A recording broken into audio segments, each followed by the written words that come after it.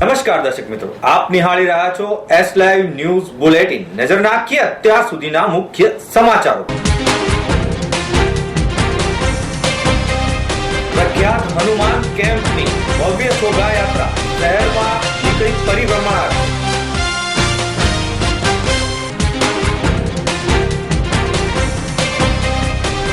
વિકસતા health market સાથે તાલ મિલાવવા એપોલો હોસ્પિટલ બની સજ્જ.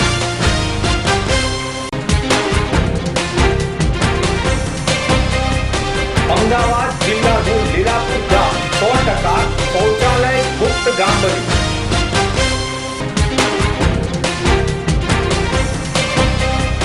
ઓસ્ટ્રેલિયાના પ્રમુખે ગુજરાત વિધાનસભાના અધ્યક્ષ ગણપત વસાવાની લીધી શુભેચ્છા મુલાકાત.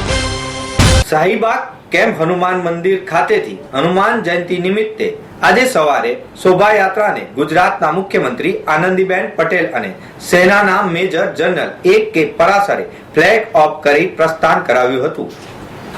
આ શોભાયાત્રા કેમ્પ હનુમાન શાહીબાગ મંદિરથી નીકળી પિતા વાયુ દેવતાને વંદન કરવા અને આશીર્વાદ લેવા જશે. શોભાયાત્રામાં હનુમાનજીની ઝાંખીઓ તૈયાર કરાયેલા 30 શણગારેલા ટ્રકો તેમજ અન્ય વાહનો તથા ટુ વ્હીલરો પણ જોડાયા છે.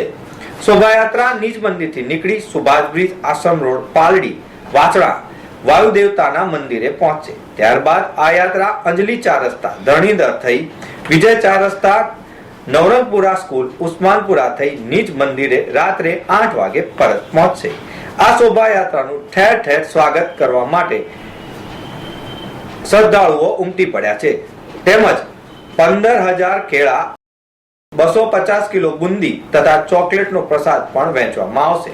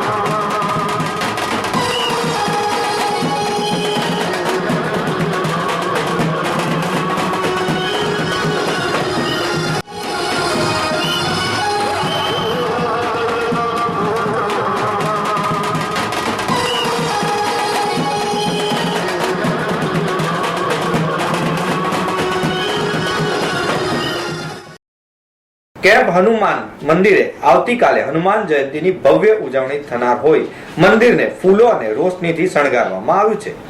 મંદિરે હનુમાનજીના દર્શન કરવા લાખો ભક્તો સવારથી જ ઉમટી પડ્યા છે. હનુમાન જયંતિ નિમિત્તે હનુમાનજીને 300 કિલોની માવાની કેક પણ ધરાવવામાં આવશે. તેમજ મંદિરે નવી ધજા ચડાવવામાં આવશે. આજે સવારે નિજ મંદિર ખાતે હનુમાન દાદાની આરતી ઉતારી હનુમાન ચાલીસાનું પઠન કરીને શોભાયાત્રાનો પ્રારંભ કરવામાં આવ્યો હતો. તે સમયે મંદિરમાં મોટી સંખ્યામાં શ્રદ્ધાળુઓ ઉમટી પડ્યા હતા. એપોલો હોસ્પિટલ ગુજરાતમાં વિસ્તરણની દિશામાં આગળ વધી રહ્યું છે. એપોલો હોસ્પિટલના joint managing director Sangeeta Reddy Ahmedabad એપોલોની મુલાકાતે આવ્યા હતા. અહીં તેમણે કેન્સર અને હાર્ટ સંબંધિત હલદાયા એકમની શરૂ કરવાની જાહેરાત કરી હતી. તે અંગે તેમણે જણાવ્યું કે ગુજરાતમાં હેલ્થ માર્કેટ ખૂબ જ ઝડપથી વિકસી રહ્યું છે. અમે એપોલો ખાતે તેની સાથે તાલ મિલાવવા સજ્જ થયા છે. ગૂગલ હેલ્થ કાર્ડ એ જેમને જરૂર છે એવા લોકો માટે ઓથેન્ટિક માહિતી મેળવવાનો એક નવો માર્ગ છે. આ એક પરફેક્ટ નોલેજ શેરિંગ પ્લેટફોર્મ છે. હવે જ્યારે પણ કોઈ મેડિકલ ટર્મિનોલોજીસ્ટ રોગનું નામ ગૂગલમાં ટાઈપ કરવાથી તે એપોલો હોસ્પિટલ તરફથી પ્રાપ્ત થઈ શકશે. अपोलो का डेवलपमेंट प्रति स्टेट जहाँ हम हैं, number 1 we should bring in the latest and the best treatments and methodologies. उसमें मेडिकल क्वालिटी और पेशेंट सेटिस्फैक्शन का पूरा फोकस है. Indian patients as well as international patients. तो गुजरात में एक एग्जाम्पल, लास्ट ईयर हमने देखा है 200% growth in the number of international patients who are coming. तो ये एक रिफ्लेक्शन है अपोलो हॉस्पिटल्स का क्वालिटी का और कॉस्ट इफेक्टिवनेस और गुड सर्विस का। मैडम तो मोस्ट इम्पॉर्टेंट ये जरूर करना that advanced technologies must be within the reach of the people. इसके लिए एक ही very important जो प्राइम मिनिस्टर का very important प्रोग्राम है वो मेक इन इंडिया। जब इंडिया में ये सब मैन्युफैक्चर हो सकता है तो उसका रेट कम हो जाएगा। इसलिए हम ये मूव और ये स्टेटमेंट को बहुत सपोर्ट करते हैं क्योंकि health care should be with in the reach of people. इसी बात के ऊपर और एक बहुत इम्पोर्टेंट चीज़ वो है कि सबको हेल्थ इंश्योरेंस लेना, बिकॉज एडवांस ट्रीटमेंट वो स्टेंट का 10 या 20 हज़ार का रेट कम हो सकता है, मगर overall treatment is still more than 2 lakhs। तो how will a school teacher afford a 2 lakhs treatment? इसलिए 1000, 2000, 3000 rupees per year must be spent so that everybody has health insurance coverage. That is the only way to bring advanced care within the reach of everybody. तो कब સંગીતા રેડ્ડી સક્રિય રીતે Apollo હોસ્પિટલના પ્રારંભથી જ તેમાં સામેલ છે અને તેઓ 1983 માં મેનેજમેન્ટ ટ્રેનિંગ તરીકે ગ્રુપમાં ઔપચારિક રીતે જોડાયા હતા। 2 વર્ષ બાદ એપોલો હોસ્પિટલ ગ્રુપના ચેરમેન તથા તેમના પિતા ડોક્ટર પ્રતાપ રેડ્ડી એક્ઝિક્યુટિવ આસિસ્ટન્ટની ભૂમિકા મળી હતી। સંગીતા એપોલો સંશોધન અને ઇનોવેશન અને હેલ્થ કેરના કામકાજમાં સમગ્રપણે સક્રિયતાથી સામેલ છે। તેઓ ગ્રુપના એજ્યુકેશનલ વર્ટિકલ એપોલો નોલેજના ચેરપર્સન પણ છે। જોઈન્ટ મેનેજિંગ ડિરેક્ટર કુમારી સંગીતાએ કહ્યું કે ગુજરાતમાં હેલ્થકેર માર્કેટ ખૂબ જ ઝડપથી વિકસી રહ્યું છે અને એપોલો ખાતે અમે તેની સાથે તાલ મિલાવવા માટે સજ્જ થઈ રહ્યા છે।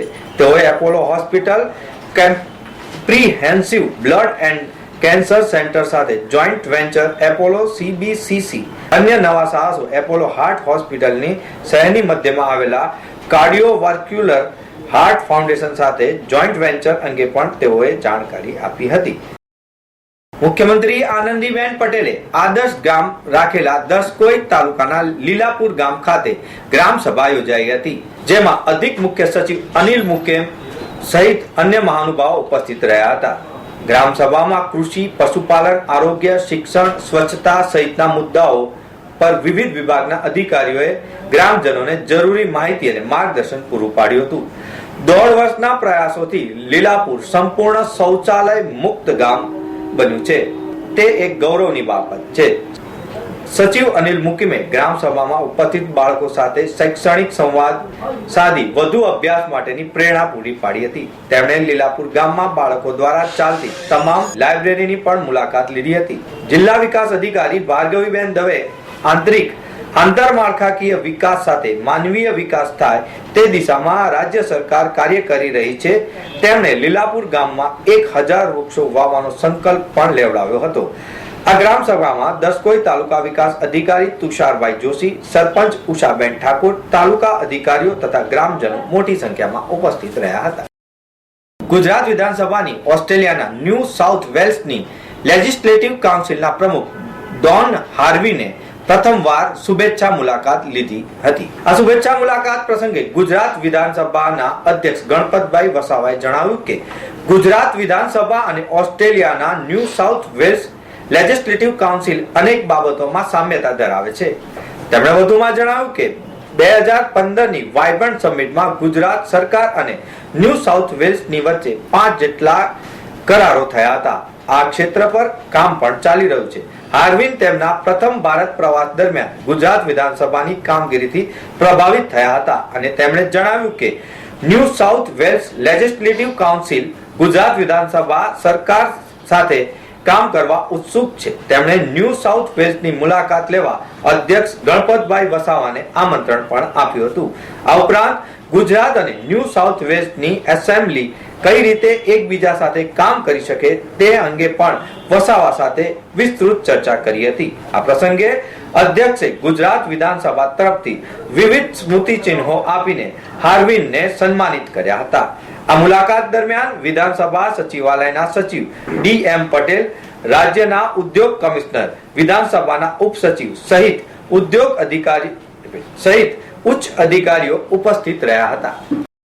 તો મિત્રો, આ હતા અત્યાર સુધીના મુખ્ય સમાચાર. સમાચારની ખાસ ગતિવિધિ માટે આપ નિહાળતા રહો S Live ન્યૂઝ બુલેટિન. નમસ્કાર.